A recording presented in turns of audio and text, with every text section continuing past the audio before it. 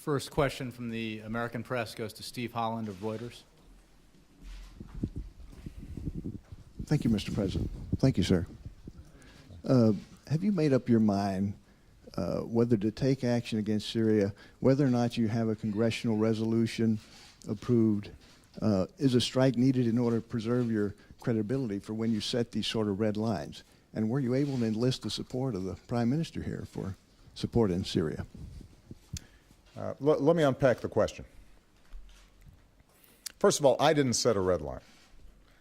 The world set a red line. The world set a red line when governments representing 98% of the world's population said the use of chemical weapons are abhorrent and passed a treaty forbidding their use even when countries are engaged in war. Congress set a red line when it ratified that treaty.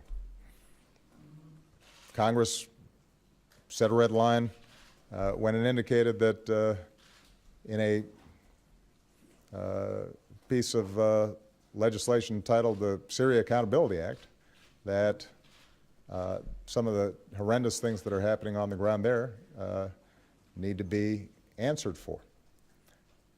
And so when I said in a press conference that my calculus about what's happening in Syria would be altered by the use of chemical weapons, which the overwhelming consensus of humanity says is wrong, that wasn't something I just kind of made up. I didn't pluck it out of thin air. There's a reason for it. So that's point number one. Point number two, my credibility is not on the line. The international community's credibility is on the line. And America and Congress's credibility is on the line because we give lip service to the notion that these international norms are important.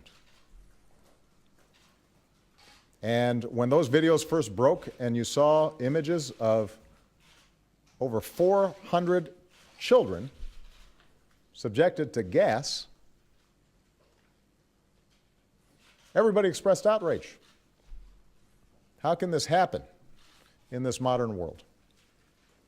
Well, it happened because a government chose to deploy these deadly weapons on civilian populations. And so the question is, how credible is the international community when it says this is an international norm that has to be observed? The question is, how credible is Congress when it passes a treaty saying we have to forbid the use of chemical weapons?